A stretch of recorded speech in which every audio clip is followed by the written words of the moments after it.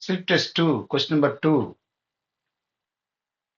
Evaluate limit x tends to a, x power n minus a power n whole divided by x minus a.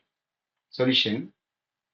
Question limit x tends to a, x power n minus a power n by x minus a equal to direct limit apply பண்ணனா x க்கு பதிலா a. அப்ப a power n minus a power n divided by x க்கு பதிலா a. அப்ப a minus a.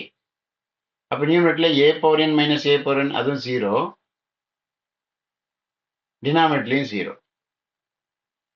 This is an indeterminate form. இப்போ applying L'Hopital rule. We get question எழுதிடலாம் limit x power n minus a power n by x minus a equal to limit x tends to a. x power n-க்கு differentiation எழுதணும். ஏன்னா L'Hopital rule அதான். அப்போ n ஃப்ரண்ட்ல கொண்டு வந்து பவர்ல ஒன்று minus பண்ணும். அப்போ equal to n into x power n minus 1 minus a power n-க்கு difference 0 divided by x-க்கு difference 1 minus a-க்கு difference 0. அப்போ பை 1 தான் இருக்கு, இந்த 1 விட்டுடலாம். அப்போ நியூமரேட்டர்ல இருக்கிற x-க்கு பதிலா a ரீப்ளேஸ் பண்ணிடுங்க. அப்போ equal to n into a power n minus 1 is the answer. That's all.